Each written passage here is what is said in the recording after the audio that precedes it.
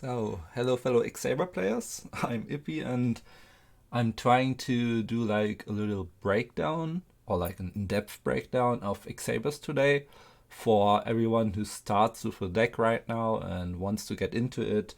And yeah, because we had like some requests of that, and I'll try to do my best job with like an improvised approach because I don't know how to write a script and I don't want to invest the time into that right now. So I just try to talk a little bit about the experience that I made and what I know about X-Sabers. Like, I'm not the perfect guy to talk about everything because I have some weird ideas that I always try with my decks, and yeah, I don't play for too long already, but I've played only X-Sabers pretty much, and I have like a rough understanding of every other deck, but X-Sabers is like what I really only play at the tournament level, and yeah, so I have like at least a little bit of knowledge about what I talk about.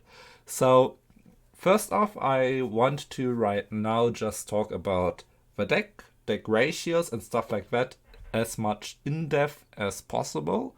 And maybe like tomorrow or some other day, I'll try to get like more in depth with like certain plays that people can do. For example, how do you get with your recruiters into lines where you can enable Faultroll and stuff? What is like the Faultroll loop, and how can you get like into the infinite loop territory? Like, which cards do you really need in play? With which card combinations can you do like the infinite loop and stuff like that? That will be something like for a different video. Today I just try to get like how the cards work, like what are like the things that you should know about each of these cards, maybe what are like easy plays that you can do and why which cards are even played, like that for example. So first off, I'll start with how I've built my main deck. I also try to talk a little bit about how other people also play their main deck, but I'll focus on what I've got as experience right now. So first off, what almost everybody agrees on, or not completely agrees on, but what most people play are like 3 Faultrolls. Faultroll can be special summoned from your hand if you have like at least 2 other X-Saber monsters on the field. There are like some ways to enable Faultroll pretty easily, but it's still like more than one card combo that you normally need. So you need, for example, at least a little bit of setup. So it's not like the easiest thing in the world to get this guy on the field. But if he hits the field, if he's not like hit by Bottomless or something else, and you begin to generate advantage with him, the deck can really do like crazy plays and get good resource management and grind game and stuff like that. Like, this is the card that you want to resolve as much as possible. So try to get like over traps and stuff like that, so that he's not in danger to get hit by anything else. And if you get him out and he sticks, like, you will most likely win the game. So this is already a great card to have for X-Sabers. Then the next card is like Gottoms Emergency Call, the other power trap about X-Sabers, or other power card from X-Sabers, which also is able to enable Faultroll pretty easily, is if you control one X-Saber monster on the field, or if anybody controls one X-Saber monster on the field. This is interesting for the X-Saber mirror matchup. You can activate this card to special summon 2 X-Saber monsters from any graveyard. So most likely this will just be interesting for you if you control an X-Saber and then special summon 2 other X-Saber monsters from your graveyard. But yeah, this card is like nuts in the mirror match, and this decides who wins the mirror match pretty much. But aside from the mirror match, this is like still a pretty good card. Going +1 is already great. Going +1 with monsters who are really good to have on the field while your opponent was not really able to remove them that easily before, because, for example, you needed to go in battle phase and only think that you have one monster on the field, and then, for example, you get out a Ragigura to, for example, get Faultroll back into rotation, or other cards like Emmersblade, or you just summon out a Fulhelknight to block an attack, or you summon out an Emmersblade or stuff like that. These are like cards that you really want to get out with emergency call. Cards that you want to get out aggressively are Galahad and Garsem, for example, but I will talk about all of these cards like later on. And you can even get out like your synchro monsters that you've used before that were sent to a graveyard, for example with Mirror Force or stuff like that. This is also like a really good use case for this card. It has just like so many good applications. If you can play 3 of these, you should most likely play 3 of these. And yeah, and how I already said, because you get 2 more X-Sabers on your field if you already control one, you can enable Faultroll without any problem. What I like to do, for example, if I know that my opponent won't have like Judgment, or most likely doesn't have Judgment, I will have 2 X-Sabers, go with them like with Fulhelknight and Emmersblade, and go with them into Hyunlei. When I activate Hyunlei to pop like 3 back row for my opponent, and then I'll see what his answer is. If for example he has Starlight Road, I can still chain ecall and get out 2 X-Sabers again to enable Faultroll again without having my Hyunlei on the field anymore.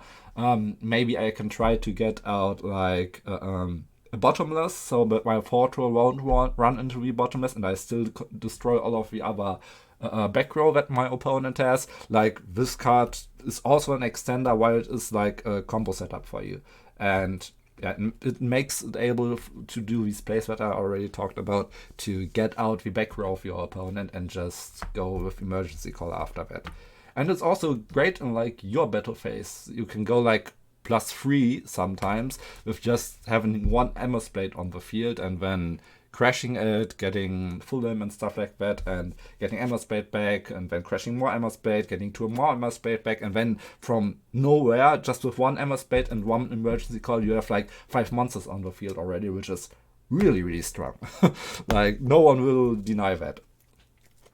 Okay, next up, other ways to enable Faultroll is the Rescue Cat package first. Ways to search Rescue Cat I will talk about later, but Rescue Cat is like the most important card because it can get like 2 Beast Monster level 3 or lower out of your deck. The errated version says that they don't have their effects and they are destroyed in the end phase. The non-errata version still destroys them in the end phase, but they still have their effects and can attack and stuff like that. So getting a Urbellum out, for example 2 Urbellums, is like really, really strong, because if your opponent, I don't know, plays frogs, has no back row, has no monster on the field, you just go Rescue Cat, 2 Urbellums, Faultroll, and then you have like 5,600 damage on the field already, and rip 2 cards from their hand. Then you can go into Gottoms and rip 1 more card from their hand. So they lost 3 cards, they lost 5,600 life points, and are in a really, really bad spot. So this can be like such a blowout to just go into this combo. And that's what I talked about, was like a really, really basic combo. Something else that you want to play because you're playing Rescue Cat is Raikou. Raikou is a good card in itself. And yeah, the thing is why you want to play him, because you play Rescue Cat. Sometimes you draw like 2 Urbellums and a Rescue Cat. And the bad thing is, like, with just 1 Urbellum, you can't go into Rescue Cat plays anymore. And sometimes you just want a level 5 synchro, which is still better than having like a dead Rescue Cat on the hand. Most likely you will just want to go into 2 Urbellums, but if you have nothing else or you really need a level 5 synchro, then this is still a good target. So, and if you don't want to get it out with a cat and you draw it, then you can still set Raikou and have a Raikou on your field, which is still good. And it mills your X-Sabers, which sometimes can enable a few lines, sometimes it can destroy like a few lines if you hit your emergency calls or something like that, or like Heavy Storm or Trunade, and yeah, or Mirror Force. This can be bad, but most of the time your Raikou mills are not that bad because you have many monsters that you can mill. Even milling Faultroll is not bad because you have ways to recycle them, but I will also get into that later on. So next is like another way to easily get out a second X-Saber. That is XX-Saber Ragigura together with 1-for-1. If you play a 1-for-1, which can special summon 1 level 1 monster from your deck or from your hand by discarding 1 other monster from your hand, you have a way to just special summon a Ragigura. If you have Ragigura already in your hand, or needed to play him before, or for like some combo extension or stuff, and then you draw 1-for-1 after it, it will just be a dead card. So this is why you play 2 Ragigura, that 1-for-1 is a power card that is most likely alive. Yeah, and that's the only reason why you play 2 Ragigura. If you don't play 1-for-1 and don't want to use this play, you should still play 1 Ragigura, because it's still like a really, really good card. His effect is, if he is normal or special summoned, you can get 1 X-Saber monster from your graveyard back to your hand. And with that, most of the time you just want to get Faultroll back to your hand, for combo purposes or just for recycling and stuff, and maybe popping off next turn with Gottoms emergency call or stuff like that.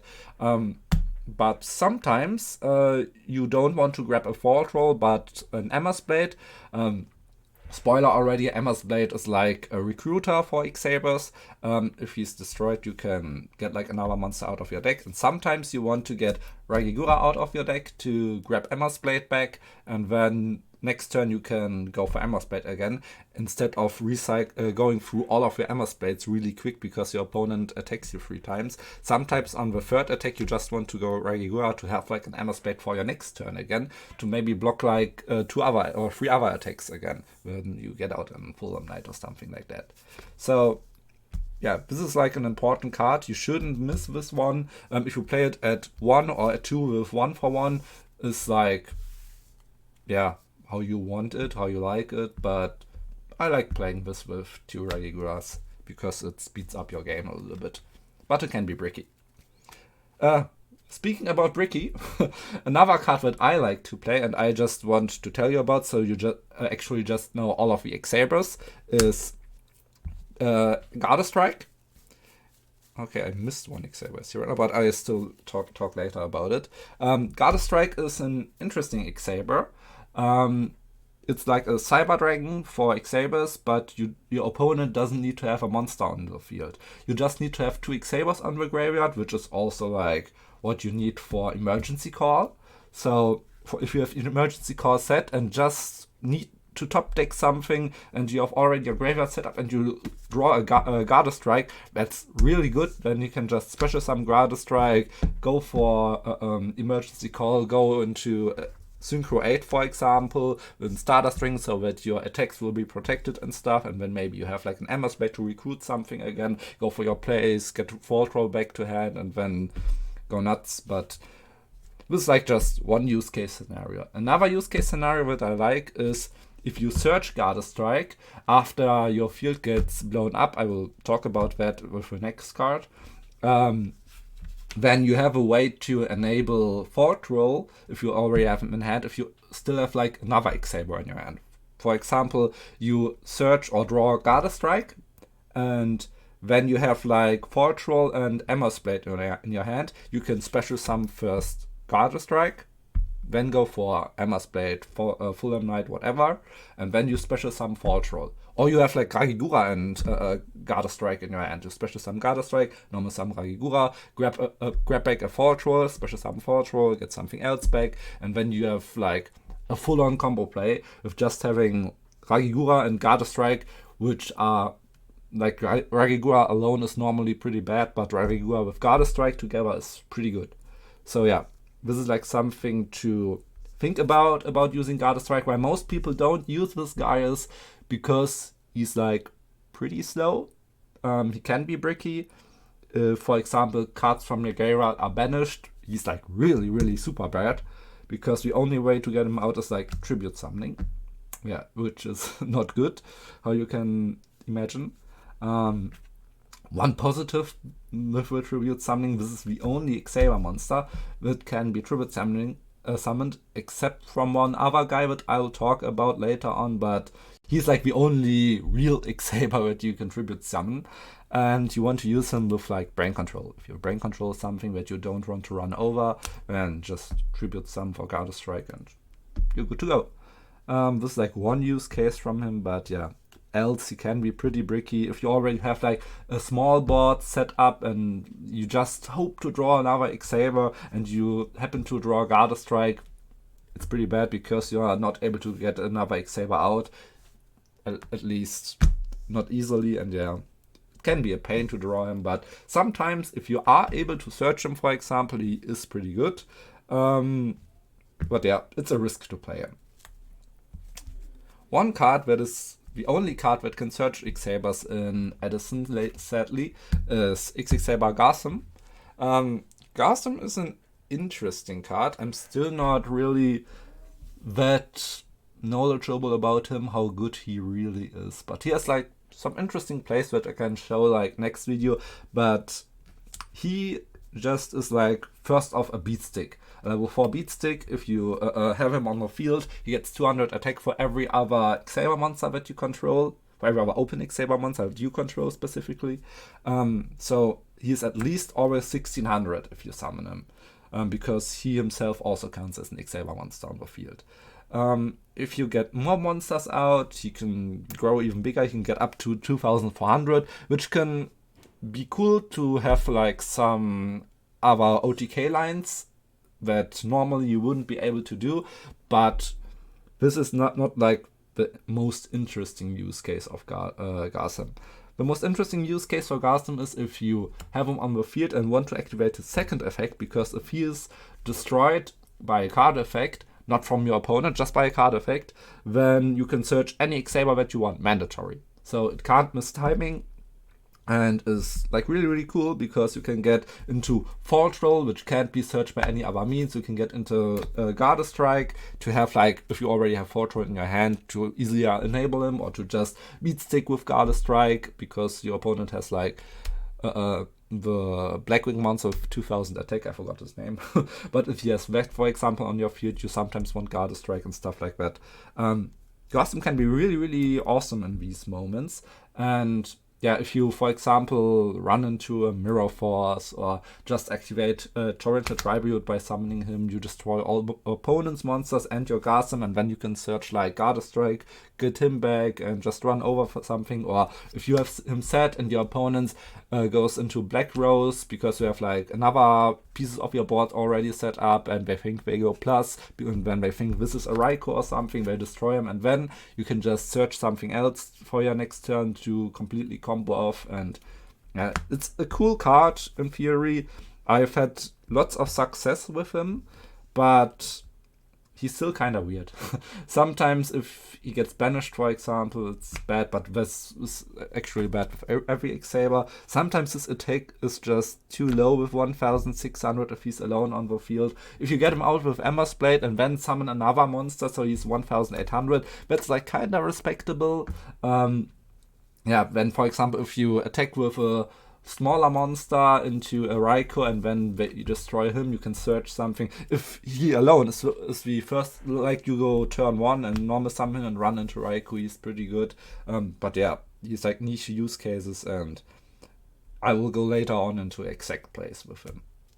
But yeah, he's not bad, but maybe not the best.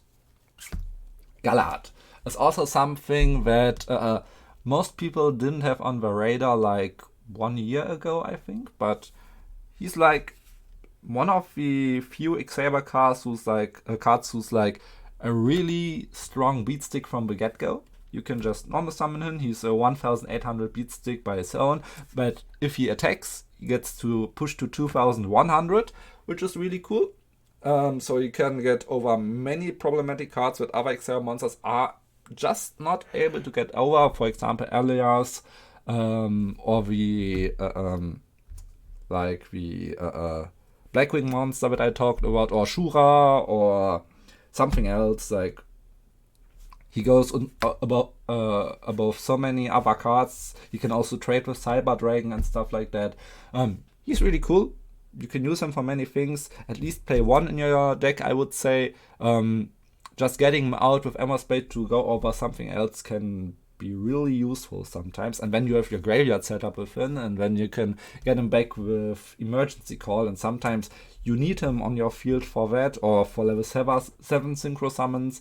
And yeah, he's just really cool for that, for all of these things. And now we get to the meet and greet, like the... Jetzt muss ich auscutten. Now we go to the best part from the X-Sabers, like one of the best monsters, is like Fulhelknight. I normally just play like 2 Fulhelknights, but you can also play like 3. I prefer 2 because he's not the strongest in turn 1, but he's still okay, I would say, if you play him turn 1. What really makes him strong is, first off, maybe just to explain, he's a level 3 monster, which can come up very often in X-Sabers, because as an X-Saber player you can play stuff like level limit, you can play gravity binds and stuff like that, because most of the cards that you want to summon and beat stick with are normally like Urbellum, Fulhelknight, Emmersblade and stuff like that. And just having monsters in depth, and most opponent monsters don't have that much defense points, you can just get over him with it. And then he has like a great effect. If he destroys a monster in death position, then you can get an X-Saber out of your graveyard again, like level 4 below. And this can open up so many plays. You can get out Ragigura to get Faultroll back. When you have 2 X-Sabers on the field, go Faultroll. You can grab an Emmersblade, go into Hyunlei, pop the back row and stuff like that.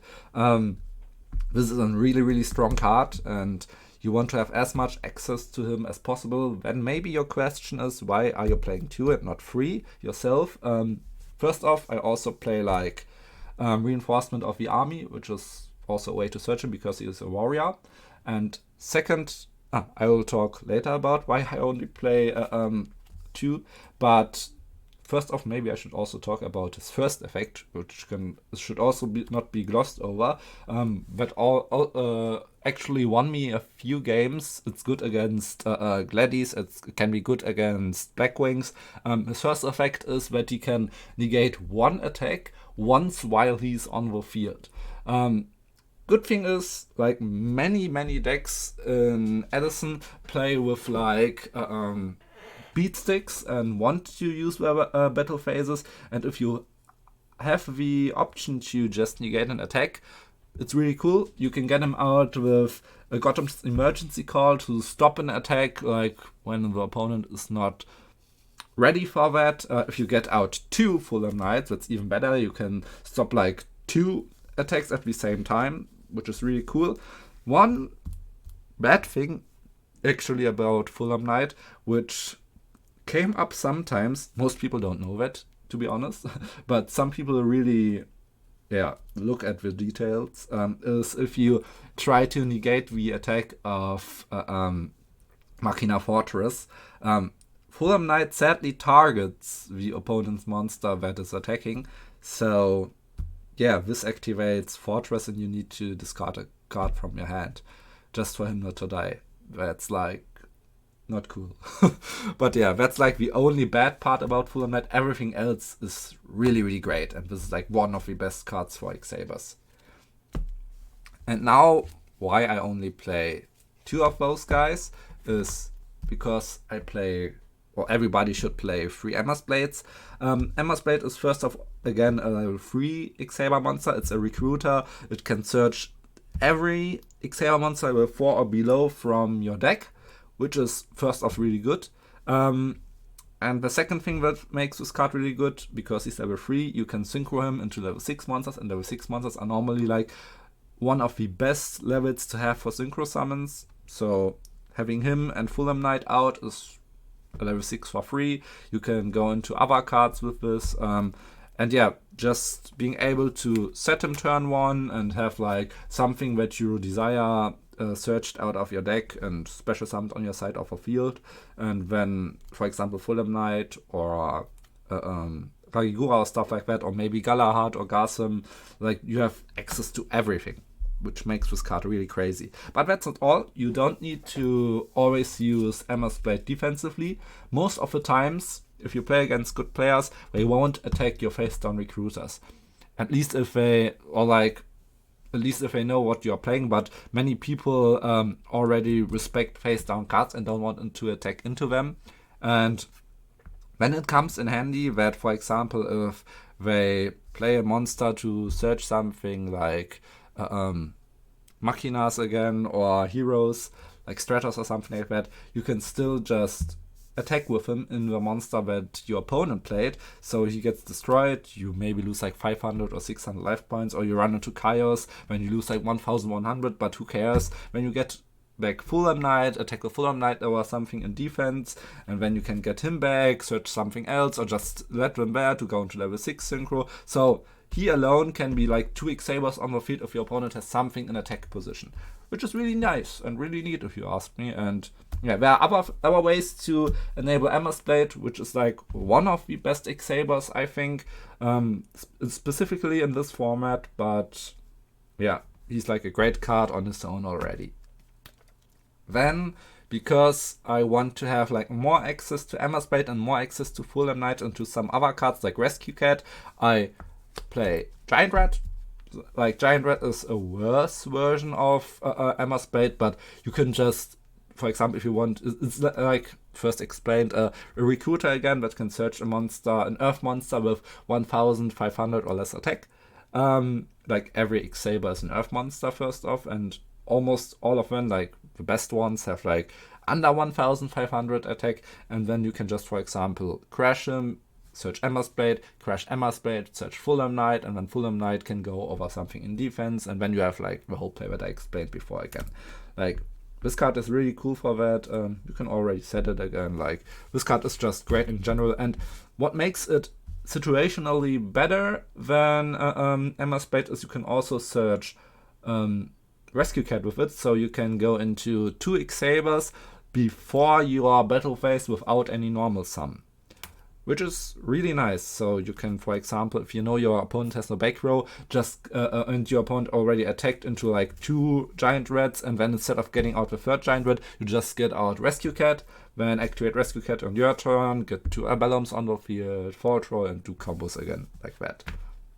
So yeah, Giant Rat is something that I would play at 3. Some people play it at 2, but I really like this card at 3.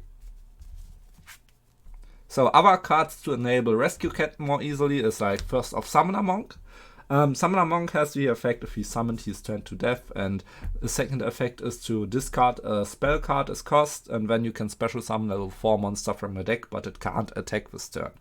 So the first use for Summoner Monk is to just get out Rescue Cat and then go into 2 Urbellums, then you can go into Arcanite Magician or just special summon Faultroll, then go Arcanite, and then pop 2 cards and then get back Urbellum and then attack, so he loses like 5 sun, or if he doesn't have a card you have OTK on your board. Like, this is a better version of Rescue Cat with like more restrictions, because yeah, you can't use Prio for him because his effect to get turned into death is like the Prio effect, sadly.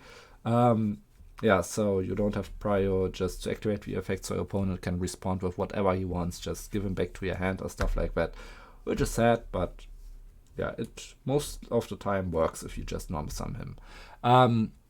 And yeah, and you need like another spell card on in your hand, so you got like -1 to get this out, to get a Rescue Cat out, but you already have the body on the field, and it goes into Arcanite, so most of the time it pays off to get this card out. The end board is stronger, but it needs more resources, and is worse if you draw it later on the game, but still a good card, I would say. Like, I would almost always, if you have enough spell cards in your deck, play this card. Like, normally I would play at least 10 spell cards to enable him, or like 9 to 10. Some people say 6 is okay, which can be fine, but oftentimes the spell cards that I have, I want to use, and then sometimes I have something that's just like Prio 2 for me, and then I can discard this one after I, for example, activate Trunade or Cold Wave or something, and yeah, like Cold Wave and Monk is like crazy. This is like the best play that you can do, and yeah, that is why I would play like 10-ish spell cards. Then another card to search Monk or Rescue Cat or something else from your X-Sabers in your deck is Sangan. Oh yeah, and I forgot that. Summoner Monk can also search like any other level 4, for example Garsem or Galahad, if you just need another X-Saber on your board and Rescue Cat is already out of the picture. You have at least like some other targets. The sad part is they can't attack the turn they were summoned, but yeah, nonetheless you at least get another X-Saber body on your field. So sometimes it's a deciding factor. I've had it come up, I think, once, but yeah, it can come up. So, Sangan. Sangan is a card that most likely needs no introduction, but I'll introduce him nonetheless. 1000 attack, level 3, and 600 defense, and has the effect if he's sent to the graveyard from your field, you can just search any monster with 1500 or less attack to your hand.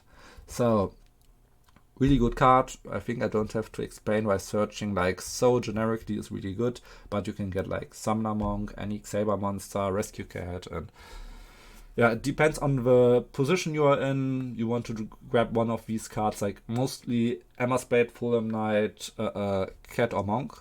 Yeah, and you can also activate his effect if you synchro summon him away, which is also cool. Yeah, he has like many ways to be used, really nice, and yeah, that's just everything about Sangan, I think.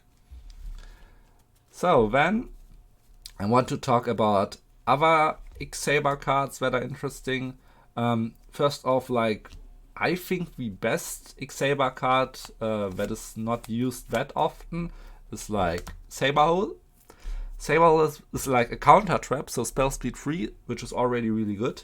If your opponent, or when your opponent summons a monster, it doesn't depend on normal summon or special summon or flip summon.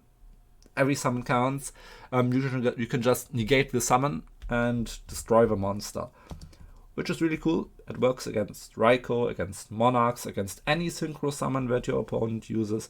It just doesn't work on summons that are activated by an effect. For example, if your opponent recruiters something out, if your opponent activates Vayu or stuff, that all doesn't work. If your opponent, for example, activates a spell card that special summons a monster, then Saberhole won't work.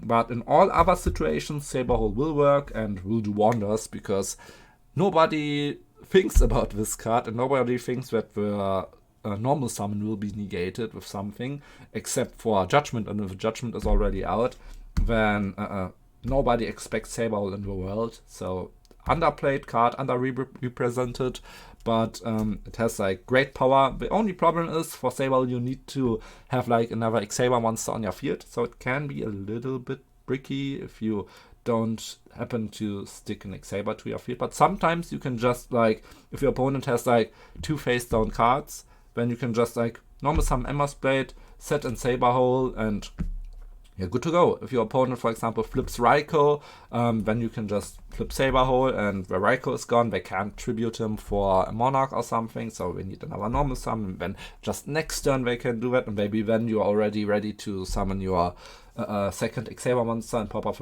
a Faultroll. Like, you have so many ways that this card wins you a game, but if you top deck it when you need to come back, it's really bad.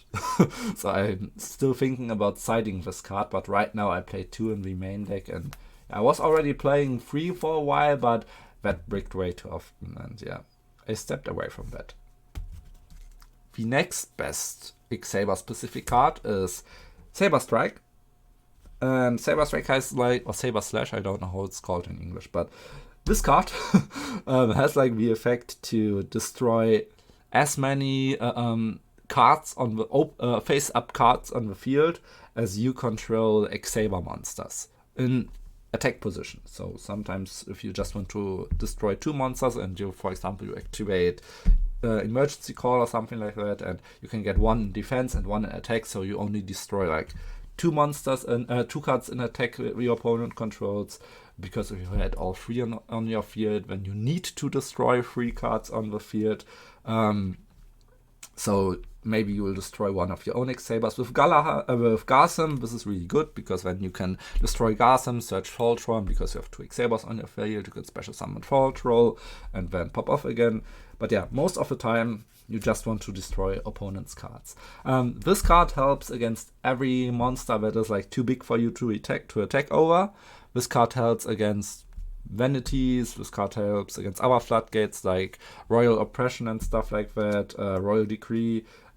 This helps against everything that makes your life hell. Against Dyna, just name it. Like, this card is always like, yeah, I have now out a Saberstrike or Saberslash. And then, yeah, your opponent is sad because they can't even chain, how's it called, Starlight Road to that. Because this card doesn't know how many cards it destroys until its effect resolves. So, for example, you have 3 X-Saber monsters.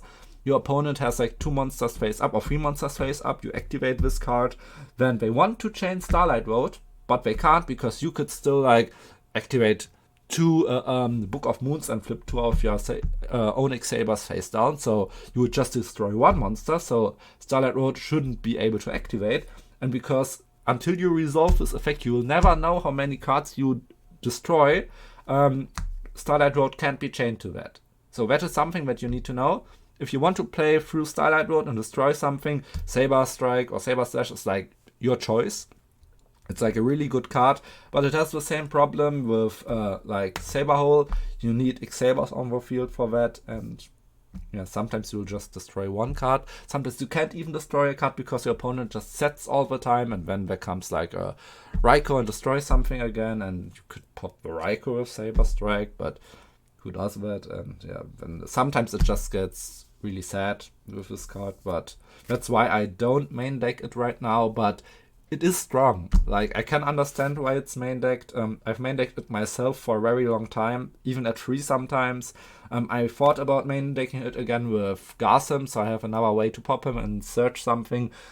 Like, in combination with Emergency Call and Garsem, this is really good, but I just didn't have like the space in my deck, and I didn't want to go over 43 cards. Why I play 43 cards is something I explain later on, but yeah, this is something that I've cut, but I can understand everybody who plays it. It's really strong.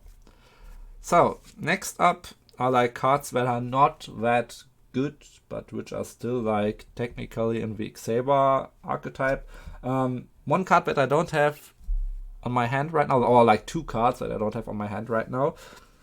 First off, I'll maybe talk about a card that is actually still usable, but underexplored, and to be frank, not that good, but can enable some really interesting lines, is X-Saber Axel. Axel is a level 1 X-Saber Beast Warrior monster who has like, I think 100 attack or something, or 300 attack, like some minuscule number. He's not really that good, but he has an interesting-ish effect. If he's face up on the field, you can always draw 1 card, mandatory, if one of your X-Sabers except of him, is destroyed by battle. So you can, for example, just crash Emmersblade 3 times, then draw 3 cards, activate Emergency Call, crash Emmersblade again 2 times, search something else that you want, and no one more card, and you have like 4 X-Sabers on board, drew 5 cards, and then this card is like really, really sick. You can search it with 1 for 1, so it has like interesting applications, but it's not like always a win more card. Sometimes it enables a win with like the line that I explained right now, but most of the time you could go into other lines which could also like win you the game. But sometimes you just need to draw into Faultroll and then he's good again. But I don't know, like having a card that at its like alone does nothing and is just that is most of the time not worth it. But I've also experimented with it because I didn't want to play 2 Ragigura. I've experimented with other level 1 monsters that I can maybe like talk about later on. But yeah, like so many cards are like better than Axel, and don't play him else. But if you want to meme, for example, you can play him. If you want to experiment a little bit and maybe see other lines than I do, like the Emmersblade line, or you have like another endboard that you want to build with it, or you want to follow another strategy, Axel can be good, but yeah, it can also be like really bad. Another X-Saber card that's really bad, I think, is Uruz, like Uruz. He's written like 1600 attack, 1000 death, level 4 X-Saber monster, Beast Warrior. The stats don't seem like too bad. It's like Urbellum-ish, but level 4, which is already bad again because you play level limit. And this effect is like really kind of underwhelming. You can like kind of lock your opponent, I think, but he needs to have like a really useless monster set, and then don't play that monster next turn. And yeah, like Uruz has the effect that if he destroys a monster by battle, you can send Uruz to your graveyard and get that monster that he destroyed to the top of the deck of your opponent. So you stack his deck with a card that Uruz destroyed. And if it is a bad, like if it's a bad card, or a card that you don't want to have your opponent in your graveyard, like Bayou or something, maybe it's good. Yeah, but I haven't tried it at all. I think I won't try it. Or maybe I will, like, who knows what I'll do, like, in a year or something like that. But right now I don't have any plans to try him. But yeah, like, there are niche use cases with him. And if you are able to get him back with Faultroll every turn, maybe he's good, but I don't see it. Then there's like at one with a sword. I've tested this card. It had niche applications where it was really good, but it again needs you to have an X-Saber monster on the field. The bad thing, which makes this like even worse than all other X-Saber on the field dependent cards, is that this card in particular needs one X-Saber monster on your field. Not 2, not 3, or how many you want. You only are allowed to have one X-Saber monster in your field to activate this card. After that, it kind of works like an equip spell. It sticks to your monster, gives them a push for 800 attack, which can be nice, for example, with Fulhelknight. If you only have like Fulhelknight on your field, then activated one with Sword, he's like at 2100. Which is cool. If you destroy a monster with the monster that is equipped with this card, you can draw another card, which is also a great effect. Like, both of these effects are really good, but the restriction is kind of bad. And I'm off of using it, to be honest, because I just don't see the use case of this card. And yeah, maybe in the future again, it isn't like completely worthless, like, for example, I think Uruz is, but yeah, there are way better cards. So, next will be Sword of Sparkle. It's so close to being kind of okay. Like, it has the effect, it's like an equip card. It has the effect that only X-Saber monsters can be equipped with this card. And if your X-Saber monster, again, destroys an opponent's monster by battle, you can destroy another card on the field, which sounds really cool. And the other effect is also not that trash. You can get this card back like to your deck, which is kind of sad. That doesn't go to your hand, but only to your deck. But yeah, you can get it back to your deck by tributing other X-Saber monsters. So if there's like a problem that you can't get rid of, you can tribute one X-Saber monster. If you have like another good beat stick in your hand, get it back to your deck next turn, draw it, and like, for example, equip Gardestrike with that, destroy like another monster, then activate the effect and destroy, for example, a Spirit Reaper or something, because sometimes you can struggle with something like Spirit Reaper. Yeah, or there's like a Floodgate that you want to go over with Galahad, and yeah, like, this is a use case, but not a good use case, I think. Most of the time, if you get this card to work, then any other card would have most likely been better to like protect your play or something like that, instead of just destroying an extra card. Like, I don't know. Not a big fan. But I've tested this card and yeah, I wasn't like too interested in it. Like, another card that is like really suboptimal is Gottoms, the Swordmaster, like Commandant Gottoms, the Swordmaster. I don't know his exact name in English. I only have this card like in German. But his effect, first off, is that all face-up Saber monsters, not even X-Saber monsters, but all Saber monsters, gain 400 attack, which is cool. Like, X-Sabers need attack. He's like a tribute monster. X-Sabers don't have many tribute monsters except of Gardestrike. So, first off, this seems like a niche he has that is really cool, which can like really be interesting in some cases.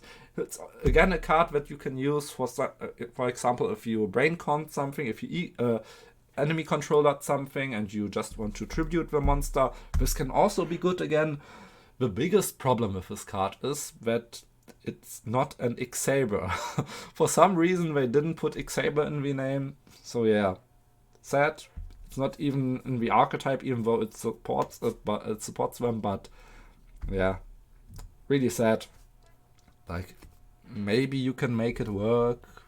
I think the use case to tribute something is like the best use case scenario for this, but you can just pay Chaos then.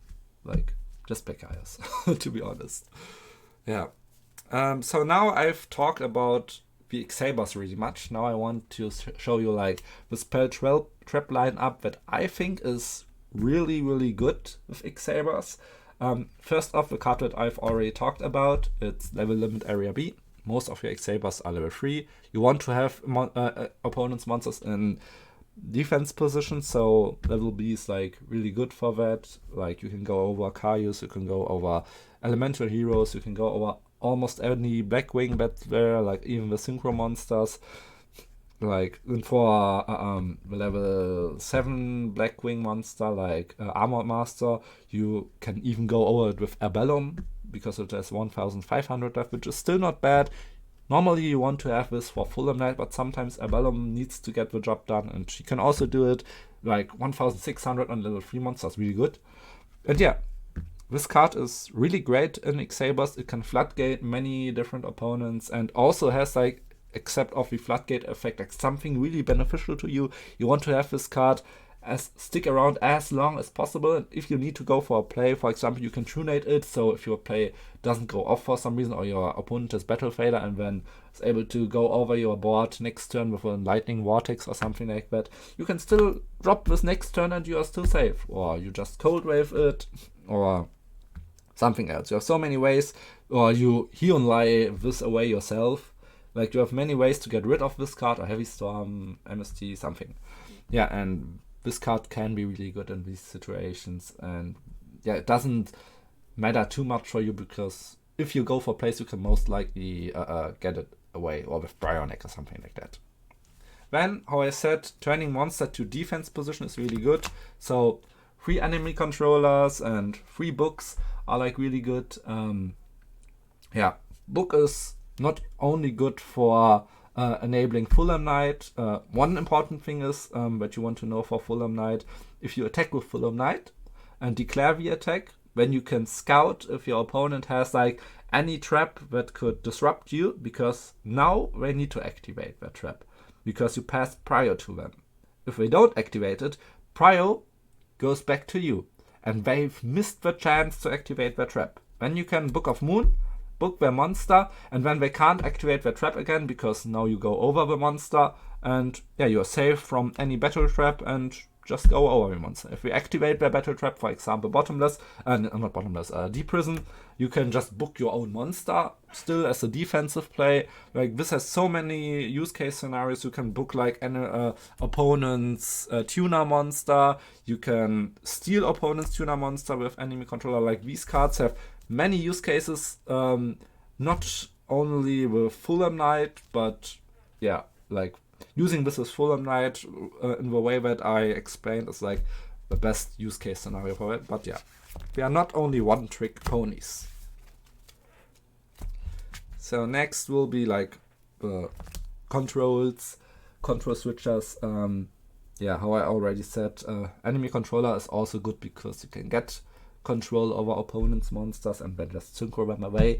And because you play so many different tuner monster, like Braincon is already good because you can get like problematic monsters from your opponent and just synchro them away, or even tribute them for like Gardestrike, or if you want to play him, Gottoms. But enemy controller is even better, I think, than Braincon, even if this makes like some OTK lines easier, because you can get Raikus, which can be problematic if you don't have Garsem or Fulhelknight. And even better, it can get like Hamster, which is what you mostly want to get. and then just flip hamster, get your own Raikou or Urbellum out or something like that, and then you can go into Fulhelknight and synchro hamster and Fulhelknight away for Urbellum or stuff like that, and really, really cool. Like, hamster is like the best monster that you want to get with this card. And then there are other cards that you can't really well get over, like, for example, Snowman Eater or other stuff. Or you just need to get a monster gone so that you can hit with like 2 Urbellum's face on the face of your opponent. And then like enemy controllers also, mind control is also like really good. But yeah, I prefer mind control over brain control, but I would almost never drop brain control because it's so good. Okay, next off are like one more card that I want to talk about that's especially good in X-Sabers that are not always played in other decks. And when I go to like the staple cards that I just play, is Call of the Haunted. Call of the Haunted has like the effect to special summon a monster from your graveyard, and maybe you're already seeing where I'm going with this.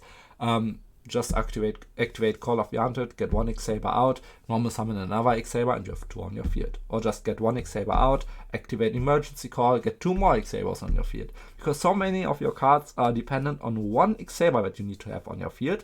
I would recommend Call of the Haunted, but I won't say that it's mandatory. Like, most of the other cards that I explained right now, I think, are like almost mandatory. If you don't want to depend so much on Fulhelknight, maybe you can cut like the enemy controller.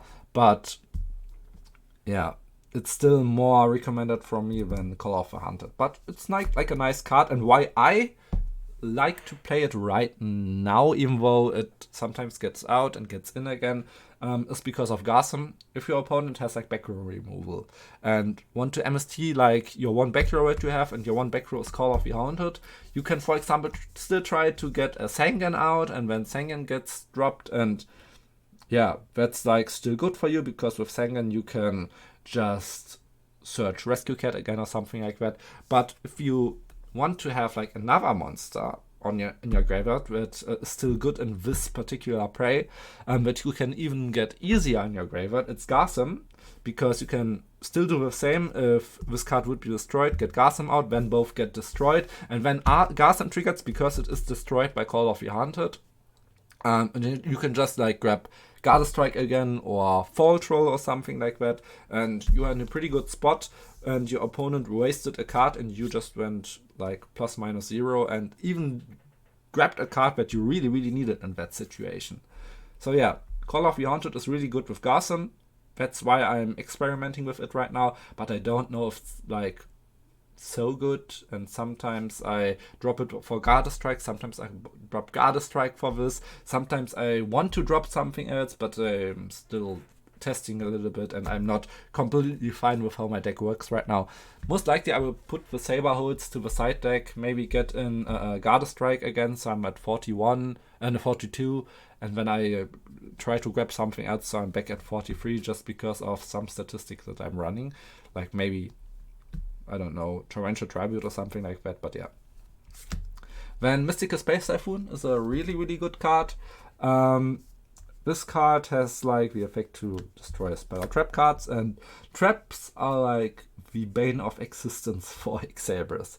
There are like so many traps that just fuck you up. For example, if you want to go Rescue Cat, go into 2 Urbellums, they get completely destroyed by 1 Bottomless. If you want to attack with your Faultroll over something, then comes Mirror Force or Prison or something like that. And Prison is even worse because it banishes your monsters, and there are like so many cards that can completely destroy you, like Royal Oppression or stuff like that. Like MST is so good because it just gets 1 problem card out of your way and is almost always worth it. I would never cut this card. Another cards in that regards are like Cold Wave and Trunade. These 2 I like over Heavy Storm because they don't affect your back row that badly. We also play like much back row with Emergency Call, Level Limit, maybe Saberholes and stuff like that. bouncing them is better than destroying them for me if I've already committed, and when my opponent commits many back rows and I don't want to play in the back row. And then sometimes I just wait 2 or 3 turns when I draw Trunade or Cold Wave, and then I'm good to go for my play that I wanted, and no back row will interrupt me. And that's why these both cards are good. Trunade like makes Cold Wave makes like no spell and trap cards can be activated until the end of your opponent's turn, and Trunade makes that all of spell and trap cards are just bounced back to the hand. Trunade is sometimes even better, because if you have access to the infinite hand loop, this is like Feather Duster combined with not running into Starlight Road, because you just go into your place and then discard all of the hand cards, so it's the same like you destroyed all of them, but because you don't destroy them, you don't run into Starlight Road. So yeah, Trunade can be really sick if you don't have like the opportunities to rip cards out of their hand. Cold Wave is mostly better. Cold Wave even has the great benefit that your opponent isn't even able to activate and set spell or trap cards next turn, so it can even enable your plays next turn. So yeah, like both cards have like their merit, and I love both of these cards. I would not cut them. I would cut rather Trunade than Cold Wave, because Cold Wave just being able to enable your plays for 2 turns because your opponent isn't able to set anything else, and you've just destroyed the back row with like Hyunlei, is so good. So, or just going into Summoner Monk and then going into place with Arcanite Magician and just destroying everything, and your opponent isn't able to disrupt it even with Judgment, is like so nice. So I really like Cold Wave. Trunade I also like, and yeah, I would always play these 2. The last card I play, because sometimes X-Sabers have problems with just getting run over. If you don't have Fulhelknight out, then yeah, Neuroforce. I think this doesn't need explanation. Yeah, just destroys everything your opponent controls in attack position if they attack. So this is like what I mostly have in my main deck. Some of these cards you've seen that some are not sleeved and stuff. Yeah, but these are like first all X-Saber cards explained. Some I would say are not made for the main deck, like at one with Sword or the Sword of Sparkle and stuff like that. I wouldn't play those in the main deck, but I've told you everything about that. And yeah, I've also told you which cards I do play in my main deck. So next up is cards that have use cases in the extra deck. I also don't play all of these cards, but first off I'll show you like 15 cards that I would say are like the best cards to play in the main deck, in the main extra deck. Oh, sorry. First off, I have to talk about another card that should be used in your main deck. If you have it, I don't have it, so I don't use it. It's how it's called again? A Trap Dustshoot. Trap Dustshoot is like such a great card for X-Sabers, because if you set it turn 1 and activate it, nobody has to tell you how strong it is. It's even stronger for X-Sabers than any other deck that I know, because the good part for X-Sabers is I told you how they have problems playing into back row. If you know which back row your opponent will play and which, for example, hand traps, for example, Battle Favor or Gauze or Track they have, you can play so perfect with this deck and go into the optimal lines and stuff, and your opponent won't have any chance to disrupt you because you know what the disruptions are, and you have so many different ways to play your lines. So sometimes you want to go into battle phases, sometimes you don't want to go into battle phases and just discard their cards. Sometimes you want to discard with battle phase and stuff. Sometimes you want to go into full in play. Sometimes you want to go 1-for-1 and stuff, but you don't know if we have oppression or something like that. So just knowing what they have and what will be like their possible counterplay to your plays makes X-Saber like so much better. Yeah, like if you have Trap Dustshoot, play it. Maybe you get something else out, I don't know. But yeah, Trap Dustshoot is really great in this deck. Okay, main deck cards that I like to play are like 2 Gottoms. Yeah, why I do play 2. First off, what is Gottoms? XX-Saber Gottoms is a 9-star synchro monster that can only be made with Earth monsters. The tuner doesn't have to be Earth. For example, if you get how is he called, Gale from your opponent, And you can still go into Gottoms if you have 2 other Earth monsters, which is really cool. And the other interesting part about synchro summoning this monster, which by now almost everybody knows, but some people still write question marks if you do this play in like dueling book, is to have only tuners to do this, because you only need Earth monster, not specifically not non-tuner Earth monster. So you can just go into Gottoms with only like 3 Urbellums, for example. No problem at all. This is like the only card in Edison that can do that, and it's like not even situational. This comes up pretty irregularly and can actually go into plays that are important for you. Yeah, but why this card is important? First off, it's a 3100 beat stick, which is great. I can go over many different cards that can be problematic for you. For example, if you play against Dragon Turbo, it even goes over their blue eyes. If you go against what it's called, I forgot it. But there are like other cards that are 3k beat sticks that this card just completely destroys, but they are mostly like Fortress Dragon, for example, with 3 monster. You can just go over it, and yeah, there are like so many use cases where this is just a good beat stick. And yeah, this card is almost always good in that role because it's stronger than almost every other monster. What really makes this card good, because a 3100 beat streak is kind of nice, but not like something that really makes or breaks archetype. But what makes this card really cool is you can tribute an X-Saber monster as cost to discard 1 card from your opponent's hand.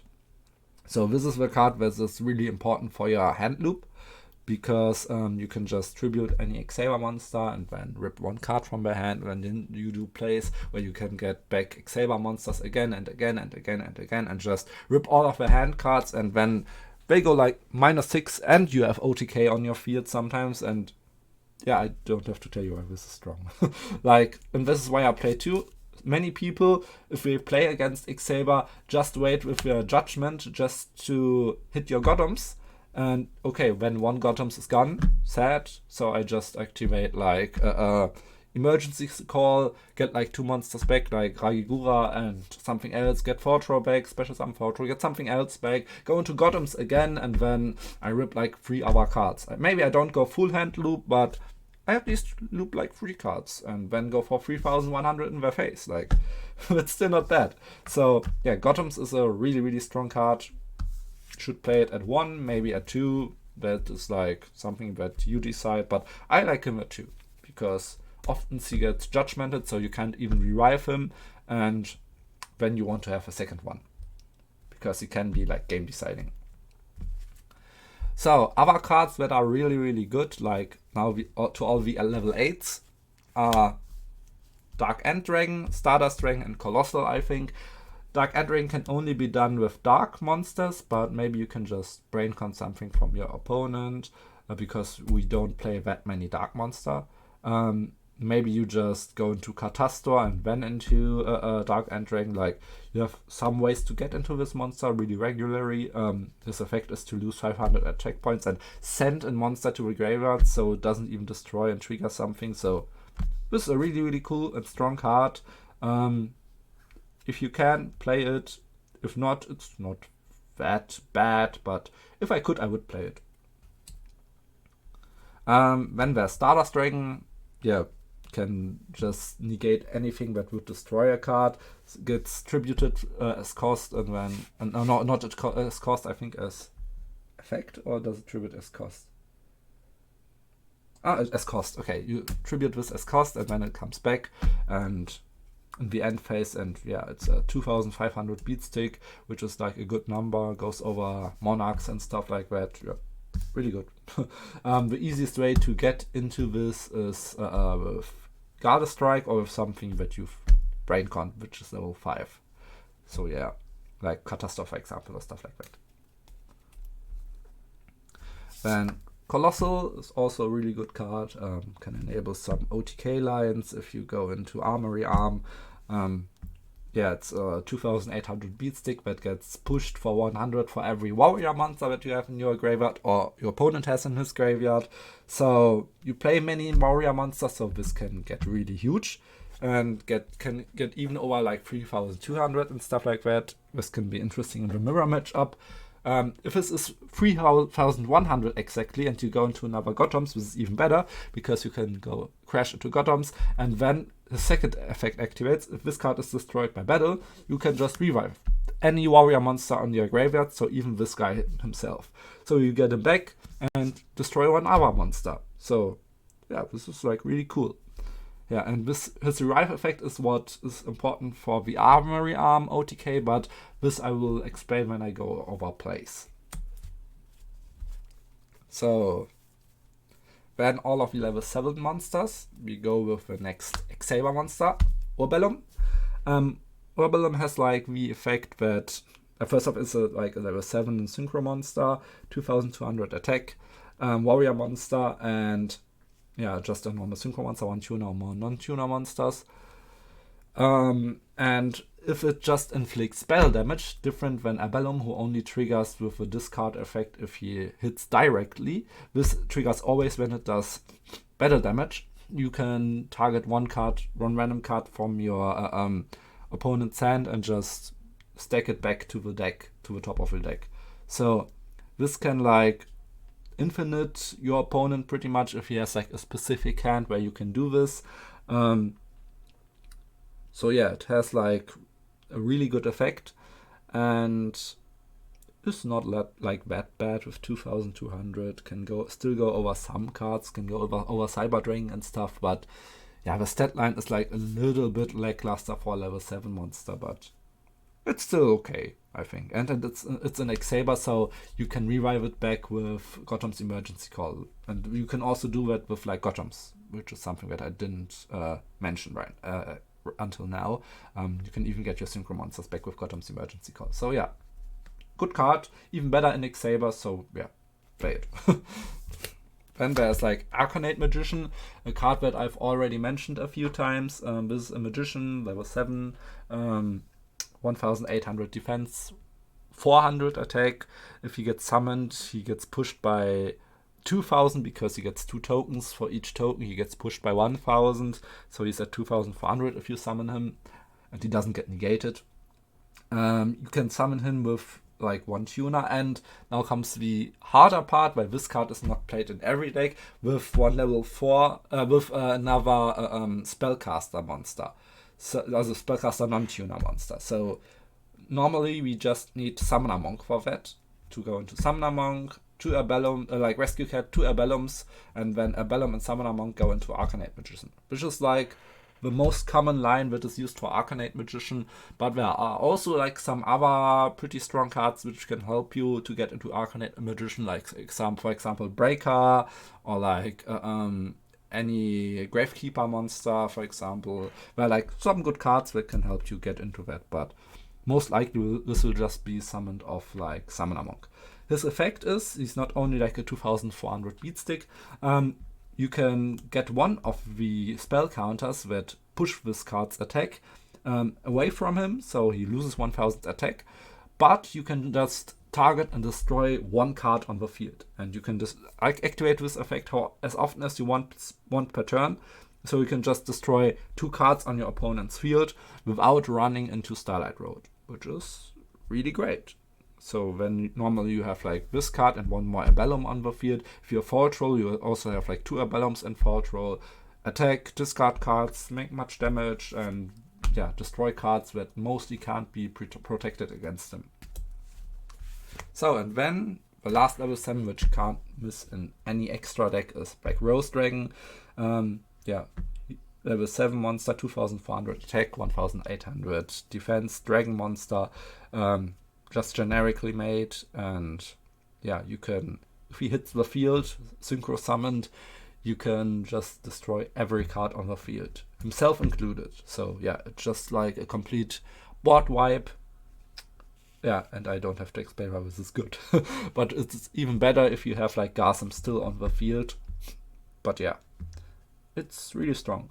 And his other effect most of the time never comes up with X-Sabers, but it can also like banish a plant monster from your graveyard, and then one defense monster from your opponent can be switched to attack, Flipp-Effects will not be activated, and then it has 0 attack, you just go over it. So yeah, this is a good effect, but most of the time you won't be able to activate it because yeah, you have no plant monsters. If you want to play plant monsters, go do it. Maybe you have a build for that, but I didn't build for this, so this effect for me at least, and most other X-Saber players never comes up. So, now level 6 monsters. XX-Saber Hyunlei, Warrior, 2300 attack, 1300 def. Already a pretty okay stat line, I guess, for level 6 monsters. Sad that it doesn't trade with Monarchs, but it's still good, I think. But what really makes this card good, and why most people nowadays play this at 2, is because if it is synchro summoned, it destroys up to 3 spell or trap cards that you target. So, yeah, just really good. Can most of the time just clear your opponent's whole back row, so you don't have to play onto anything. I've already explained, if they try to bottomless this monster, you can just chain Gottoms Emergency Call and get your 2 X-Saber monsters out again. Yeah, and this gets removed, but you still have 2 X-Saber monsters go into Faultroll and then do all crazy lines that are able. So this card is really great, and if you are able to go into Faultroll and have this card already on the field, you can use this to climb into Gottoms, because this is also an Earth monster.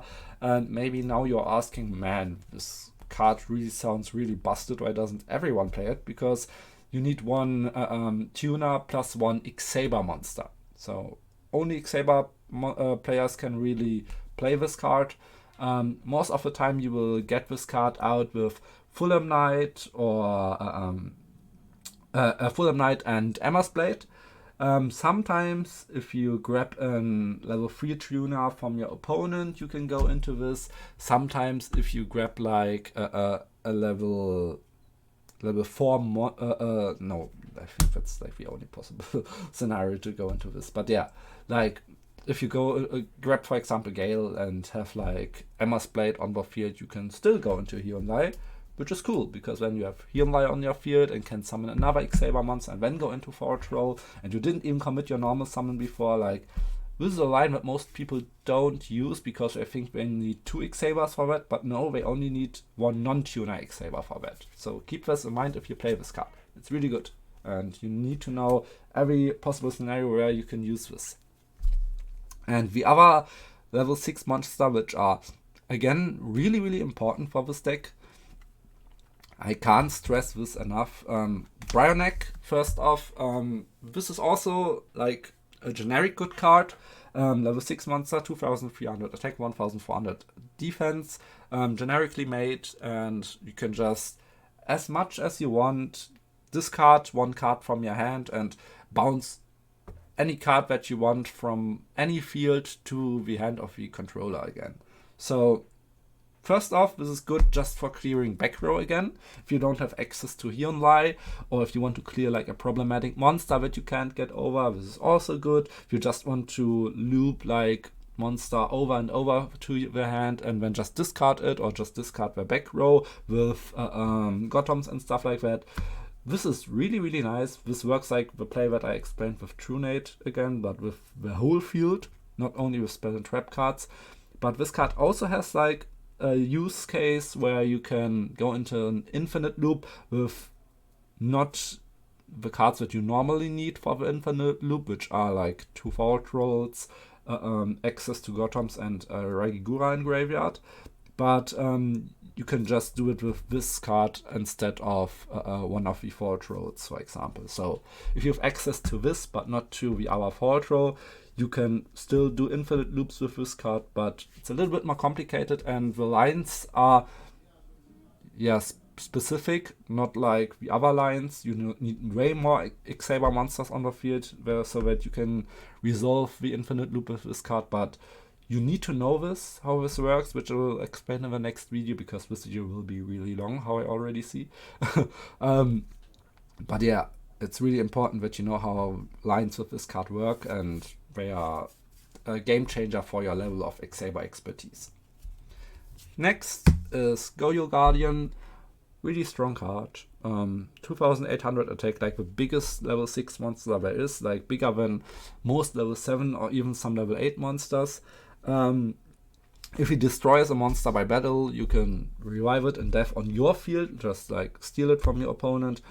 The sad part is it still triggers like Recruiter or other effects that trigger in the graveyard, and then you get the monster back, and then maybe they can trigger it again by destroying it themselves. So you really have to take care which monster you get with Goyo, but you can also get like Stardust with it, which is really nice. If you tribute your opponent's Stardust, it won't go back to their field if you activate the effect. So this is really cool with Goyo.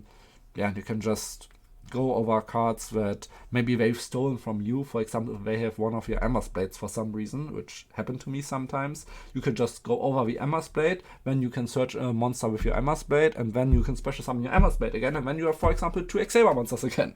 And yeah, it's a level 6 Earth monster, so you can go into Gottoms with this, which is also really cool. And yeah, just a great card, but it runs into battle traps like every other of your X-Saber monsters, which is like one caveat, I think. So, and now all other levels, like 2 level 5 monsters, the only level 5 monsters everybody uses, like Catastor and Android. Catastor is like a really strong card. It just destroys any monster that is non-dark that it battles with. It's level 5, 2200 attack.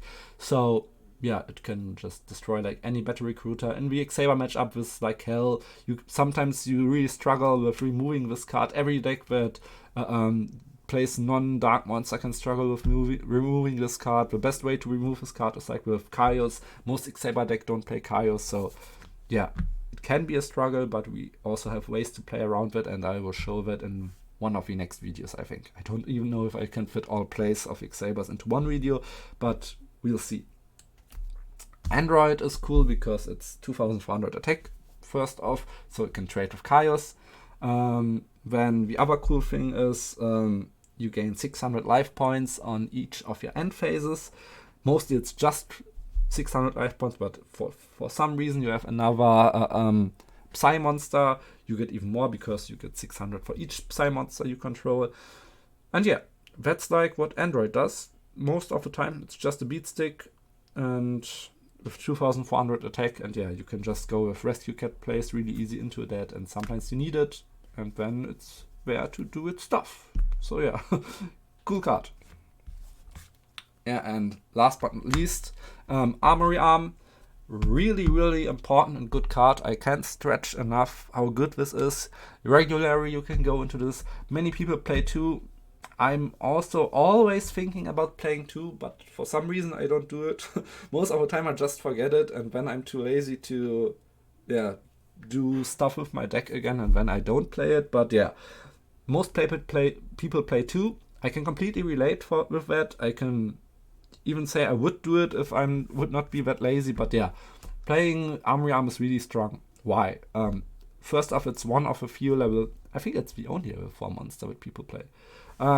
It has like 1800 attack, which is an okay stat for a level 4 beat stick, so it can even just be used as a beat stick, which I did actually at my last dueling book game that I did, so yeah, it was interesting.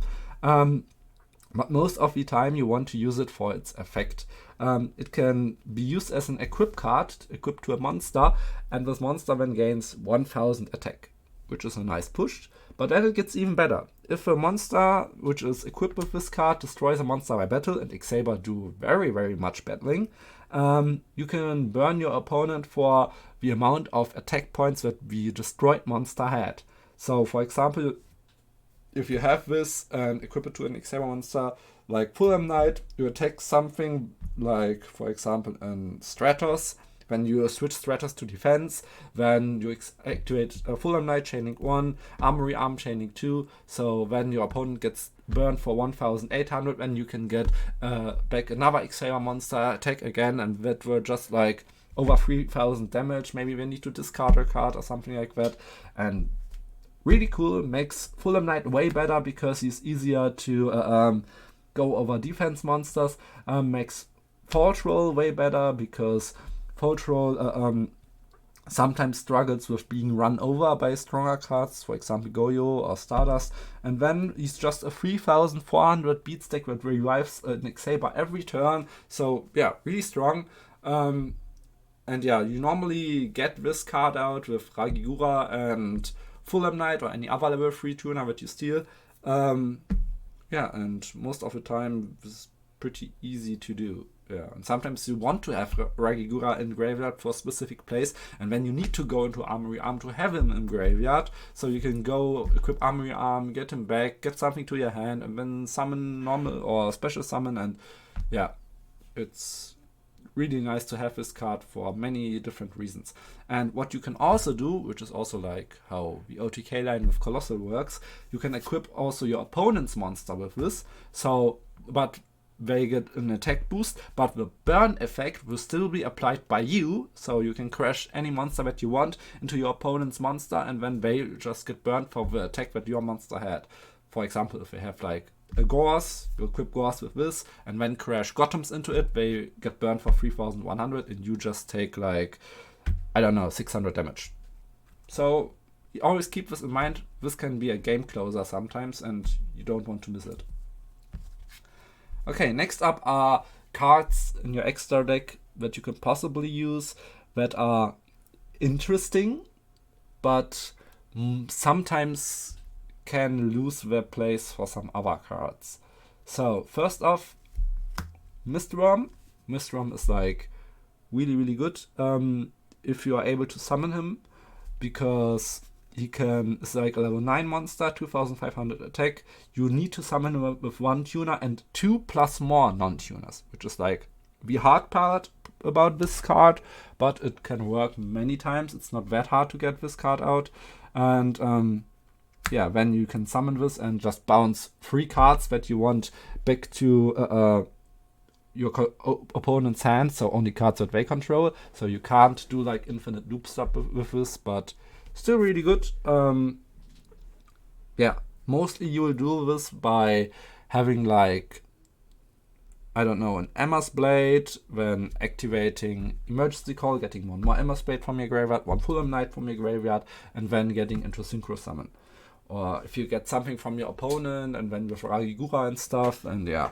They're like, and you also have like Summoner Monk lines to go into Mistworm, but yeah, can be like sometimes a little bit hard to get into this card, and other cards are, I think, like more important. Like most of the time, if you can get into level 9, you want to go into Gottoms.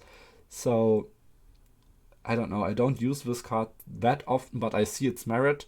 I see why people use it. If I would have like more extra deck slots, I would definitely use it because it's strong, and I think its effect comes up really often, but I don't know.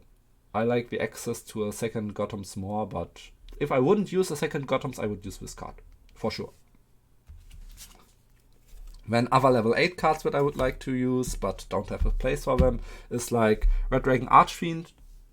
Just destroys all defense position monsters, but it can be a little bit tough to work with because you run into battle traps, you don't always want to attack, and if you don't attack with monsters, other monsters that you have on the field, and you swarm very much with X-Sabers, they get destroyed, so you are forced to attack, and this makes it way easier to run into Mirror Force. But if you are protected with Starlight Road, this is again a really good card because it destroys everything in depth that your opponent controls, so Battle Recruiters are out of the question with this card, and other cards that you've turned into defense position are easily destroyed with this card, and yeah, it's just a good card, but we don't have infinite deck space, so I don't play it.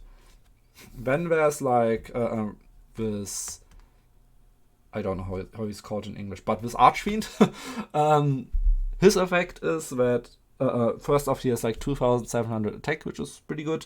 If he gets targeted by a spell or trap card, you can negate the effect and destroy the spell or trap card, and for 1000 life points cost. If he destroys a monster by battle, you gain life points like in the same ballpark as the attack of your opponent's monster. So this can heal you, this can enable comebacks, this protects itself from a few cards, which is really good. But again, only that much extra deck space. So yeah, you have to think about playing this. Next up, a card that I often play, sometimes not, like which is still over the other two level 2 cards that I have, is like Ancient Fairy Dragon. Sometimes your plays will be interrupted, and then you have like no other cards on the field than, for example, a Fulhelknight and a Galahad or something like that, and you see that your opponent has like a really strong board and could finish you next turn. And then the only play that you can do to survive is get out a Fairy Dragon. And in this kind of regard, he's really strong. If he survives for a turn, you can just special summon a level 4 monster from your deck, then you don't have a battle phase, but if you hand up your opponent, you don't need a battle phase. And then, for example, you special Ragigura. If Ragigura, you get back something from your hand. When you normal summon what you've got, maybe another Ragigura. When you get back Faultroll, when you special summon Faultroll and stuff like that. So this can get a second X-Saber out really, really easy, which can be nice. Some X-Saber players even play field spells, and then its other effect can even go into effect, that you can destroy a field spell and search another field spell for that. For example, if you play Gear Town, this is like really cool. If you play other cards that you can use with Gear Town, like other field spells, for example, Zombie World or something like that, this is also really, really cool. So yeah, don't forget this card. It's really strong, but sometimes you just don't have the deck space. So yeah. The other two cards are way more situational, and now we get into territory for cards that, yeah, I almost didn't include, but I still wanted to talk about as many cards as possible. So yeah, I did include them. We have this Lindworm. I don't know his English name. I think like Ancient Holy Lindworm or something like that. And his effect, like he's a level 7 monster, first off, 2100 attack. First off, he gets a push on his attack points in like the difference of your life points and your opponent's life points.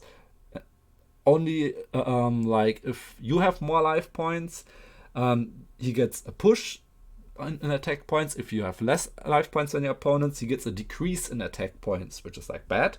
But you would only play this card if you have more life points than your opponents. And if it gets destroyed by battle, you can pay 1000 life points to special summon this card again. So it can like float as long as you have life points to just protect you from going game over. Like, and he still has like 2000 death always, so sometimes your opponent can only destroy this card only once when you special summon it in death, and then yeah, they just think like, sad, I can't do anything anymore. And then next turn, because you survived, you maybe draw a rescue cat and go into stuff. So yeah, this card has good use cases, but now you get to the problem why no one uses it. It needs a light tuner. Where like almost no light tuners that are played, like there are a few, but not that many. And I think the best use case for this is if you play other 1-for-1 targets than Ragigura. Like one Ragigura and one other 1-for-1 target. There's like a Pixie. I can search this real quick. Like one Pixie that you could use, which is like a level 1 monster, which is like also a light monster. There's also like another light monster I think you could use, but I've tried this Pixie for another build that I had. So yeah, like a really crazy build, but yeah. This is how I was able to find this Pixie, and it is like really nice for that specific circumstance. Yeah, here. Shining Pixie. I think it's an English name. Like in that regard, this card is cool and playable, but it's like a niche tag, and I actually wouldn't play it. But if you want to try something and you are sick of drawing two Ragiguras and want to have like another card that can be used better, this can be used with Faultroll together to go into Lindworm. So yeah, maybe try that, maybe not. I wouldn't be sad if you don't try it. But if you want this access to this card for some specific reason, then you should use this Pixie, because it also gives you like a boost of 1000 life points, which makes this card even stronger. So yeah, this could be a play that you want. I think there was like another level 1 light tuner monster that I've searched for, which is like even better than Pixie, which doesn't give you like the life point boost, but is better on its own. But I've completely forgot which card it was. So yeah, excuse me, please. Maybe I can talk about it like in the next video. Like Psy Life Trancer is like another generic level 7 2400 attack monster, which has like an effect that almost never comes up. You can banish 2 Psy monster to get 1200 life points. Yeah. Oh no, you only need to banish 1 Psy monster. Yeah, so maybe this can come up with like how is she called? Android, magical android.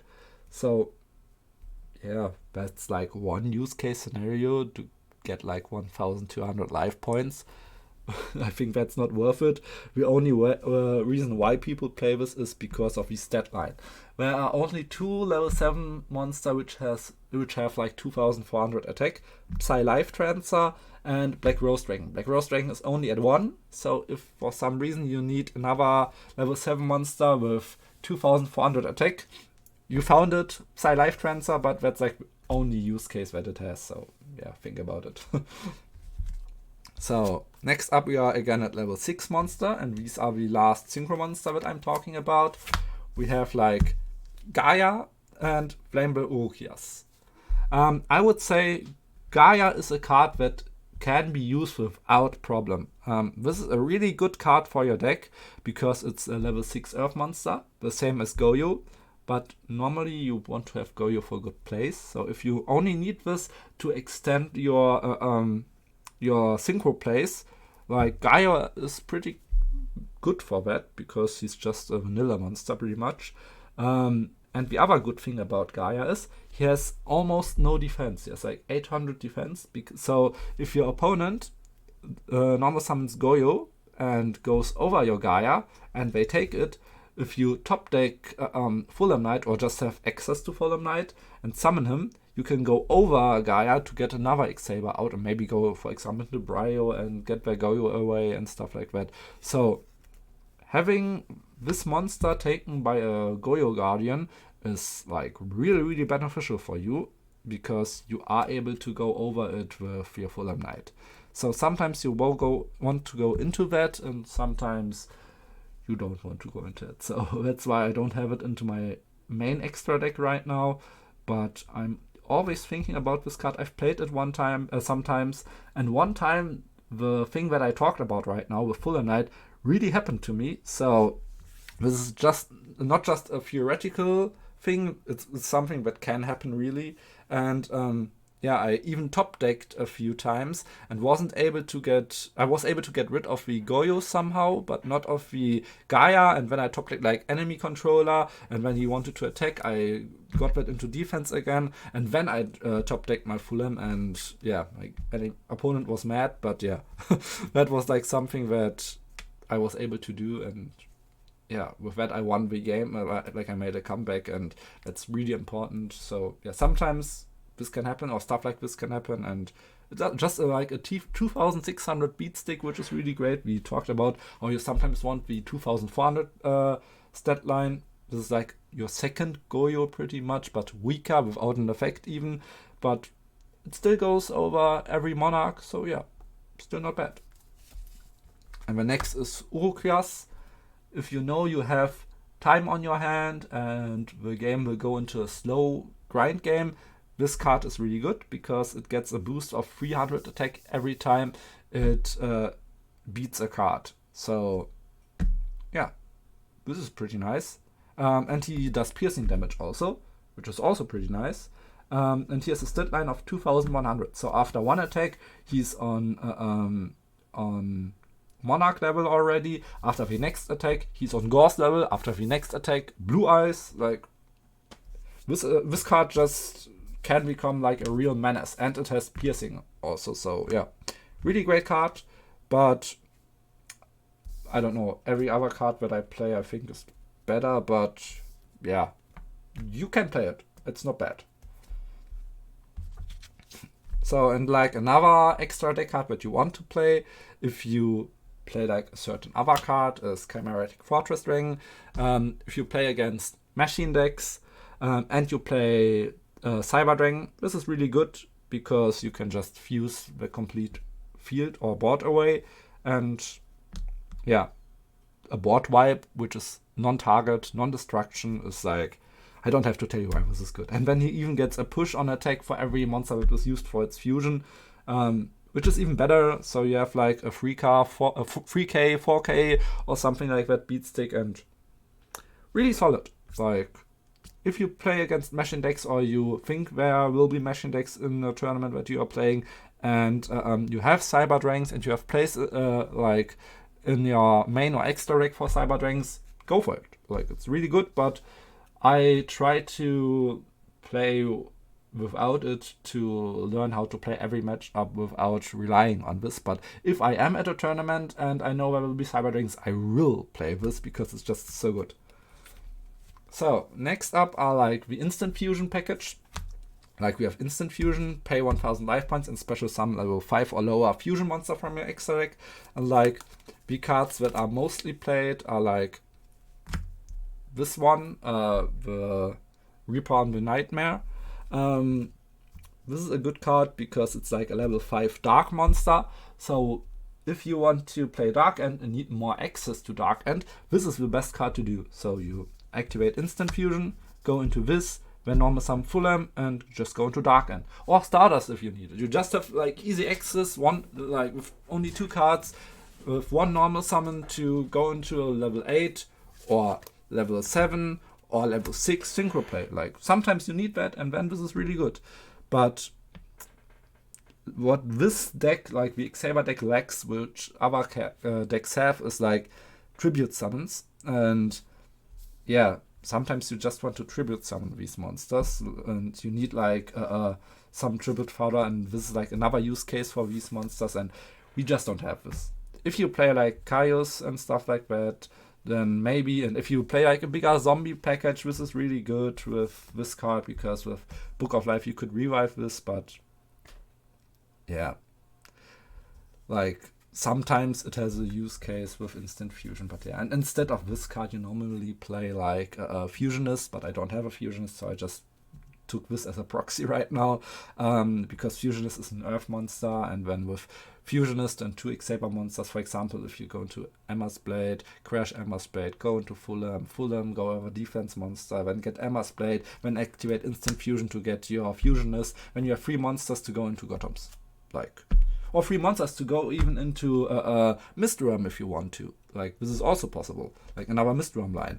But yeah, these are just things that you can do with Instant Fusion, but yeah, I'm not like the biggest fan out of it. So now the last part that I want to talk about is like my side deck that I use. There are like many different cards that you can use in your side deck, and all of these cards are cards that I think you can use in side or main deck even. I will talk about all of these cards, but I think I'll do this like in the next video, because I've talked for so long right now, and yeah, I really need like a break, and yeah, maybe I can do this in the next video. Maybe even still today, I don't know, but I'll try.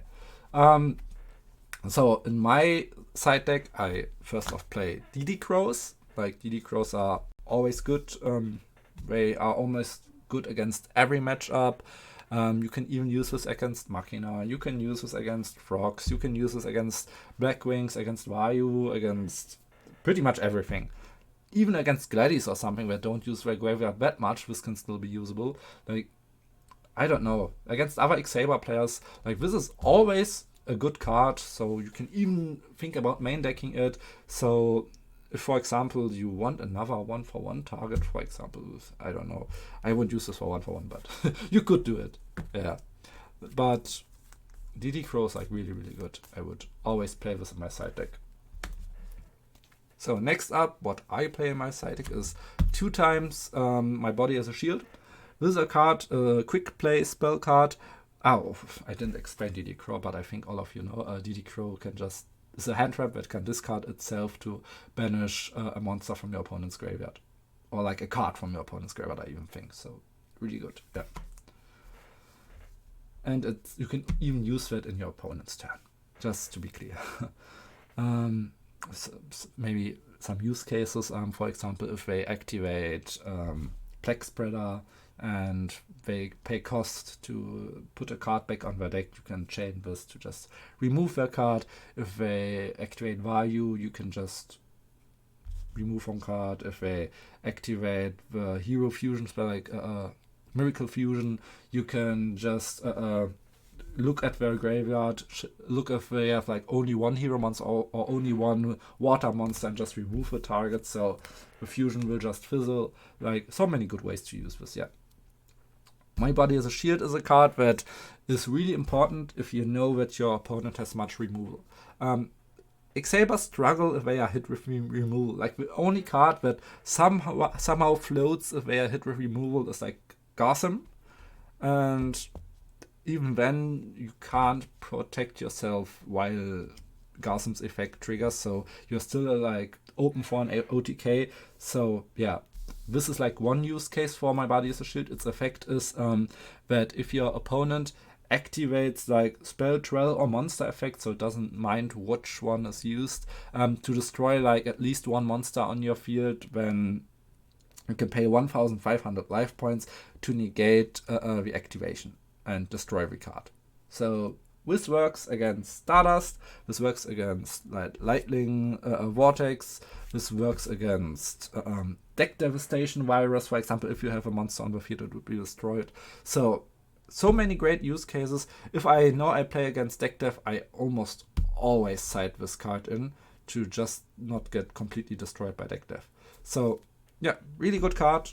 I can't explain enough how good this is, but it's only good against matchups that do destroy by effect. So in every other matchups, this is not good. And it only protects monsters, which is also like sad. It can help against spell destruction if, for example, something would blow up monsters and spells, for example, Black Rose Drake, or like this Gladiator Beast monster that I forgot that can destroy 2 cards. Then this can also help if you destroy a monster and a back row, and you can chain this to destroy their Gladiator monster. This is also cool, that it also destroys the cards that activated their effects. So yeah, just a great card that protects you from many cards, like for example, how is it called? The Gemini Spark is also something that you can use against. So yeah, like almost always it goes into your main deck after game 1, but not always. That's why I only play this in the side. But it's good to protect your place and to protect your field that you have already established. Then you have, so by it protects your place, it also protects from Bottomless, it protects from Torrential Tribute, from Mirror Force and stuff like that, just to also explain this. Starlight Road is something that is similar to My Body as a Shield, but different. This is first of a trap card, so it's first of against removal, more susceptible.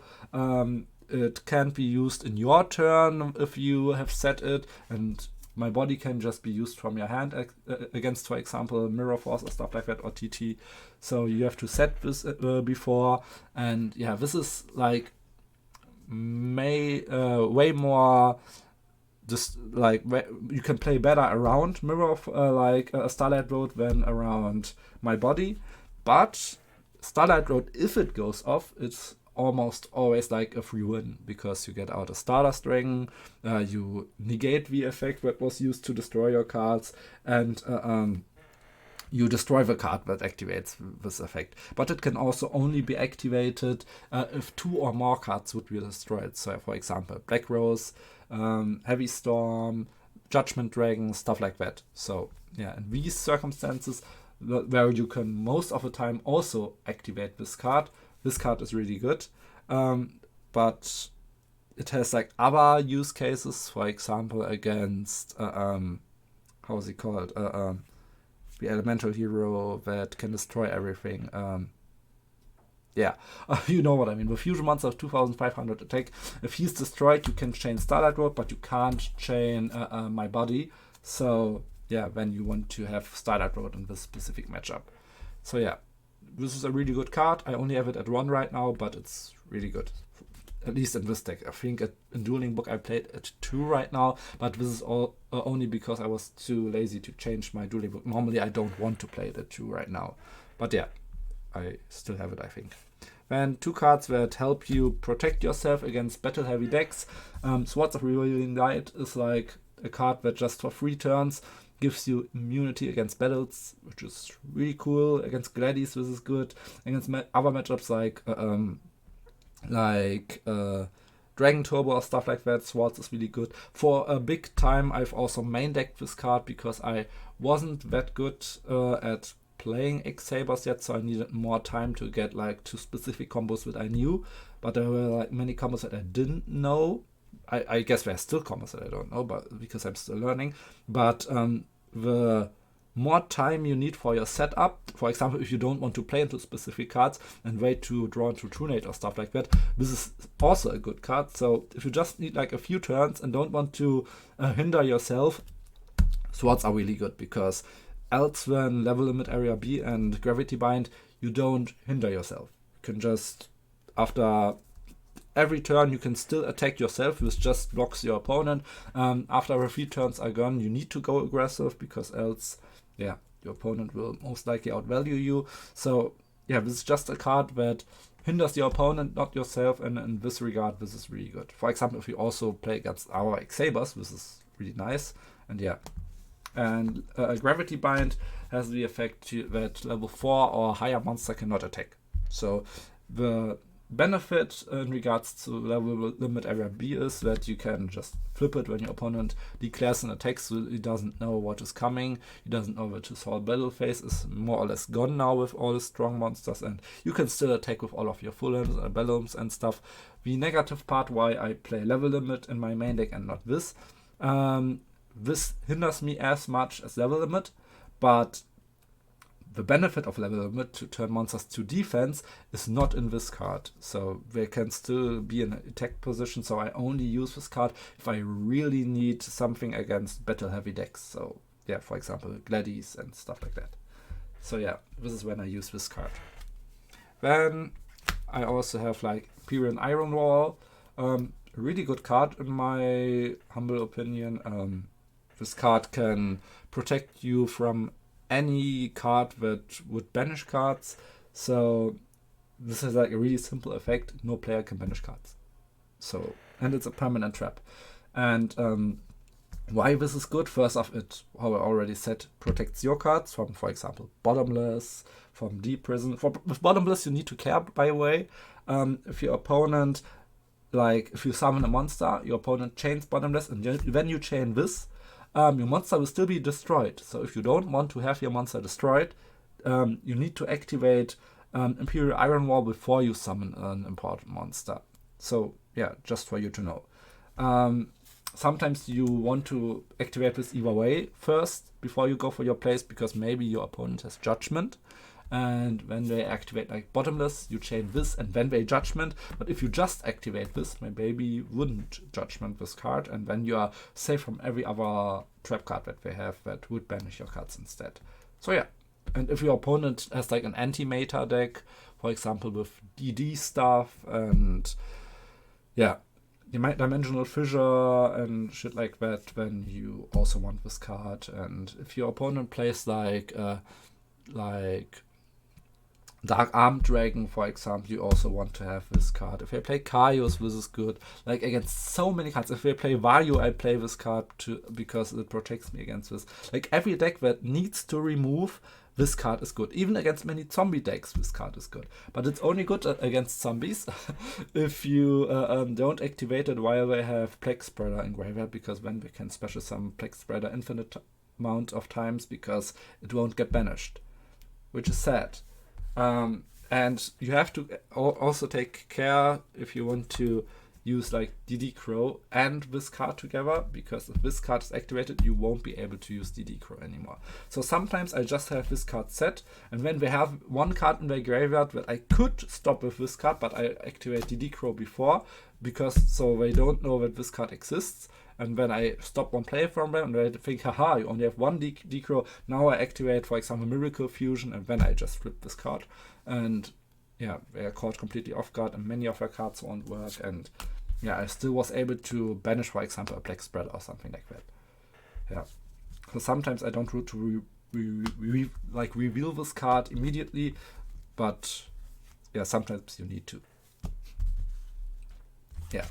And other cards that I play in the side deck against spell and trap cards, I play like Trap Stun and one Heavy Storm, because I've said like how I like Trunade and stuff over Heavy Storm, but if my opponent just plays that many traps and that many floodgates and stuff like that, I just need more access to ways to get them out, and then I play just, yeah, Heavy Storm. So yeah, just destroys all spell and traps. It's really good. Trap Stun negates all trap cards for the rest of his turn. Like, if you know that your opponent plays, for example, Gladiator Beast or Blackwing and have like so many high important trap cards, then you can just like activate this card, so you are protected from trap cards and just go ham with your plays and don't have to worry about any trap cards that your opponents use. Not everyone uses trap cards, so this is in the side deck, but I understand people who play this in the main deck, because many decks do use trap cards, and this is really good against trap cards. So yeah, use it. However you want. Then I play Shield Crush over Nobleman. This has two reasons. I mostly want to use Shield Crush against 3 cards. I want to use it against Hamster, which is really good, where Nobleman would be better than this card. But not everyone uses Hamster, but almost everyone uses Raikou. And most of the time, I don't want to use Nobleman on Raikou, because when I would banish my own Raikou, and then I have a problem with drawing 2 Urbellums again. So I, yeah, have reason in this regards to play Shield Crush. Yeah, Shield Crush just maybe the effect first destroys like one defense position monster your opponent controls.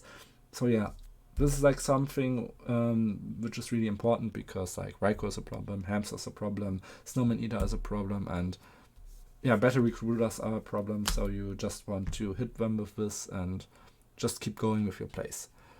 And yeah, this is why Shield Crush is good, but many people would say like, yeah, just the Raikou situation, not getting your own Raikou banished, that's not enough for me to play this over Nobleman. But there's like another reason. We have so many cards, like here, that put cards of your opponents to defense position, level limit area B, like enemy controller and stuff like that, which don't put into face down defense position. And these cards cannot be destroyed with Nobleman. But I think, like in these situations, Shield Crush is like much better. These situations, for example, with Catasta and stuff, occur many times. So in these situations, I want to have Shield Crush in my deck over Nobleman, and these are like so many situations that I think this card is actually slept on, and many more people should include it in our deck, because yeah, with level limit and enemy controller, this is even better, because it has way more use cases than Nobleman. Yeah, and then TT. I'm thinking, how I already told you, about main decking this again instead of Saberhole, because I first off really like TT. It's a really strong card, and second, it harmonates really good with Garsem, because it would destroy your own Garsem, and then you can search something like Gardestrike again, and then you can special summon Gardestrike because you control no monster, maybe noble summon like another monster like Ragigura, get Faultroll, and you know the drill.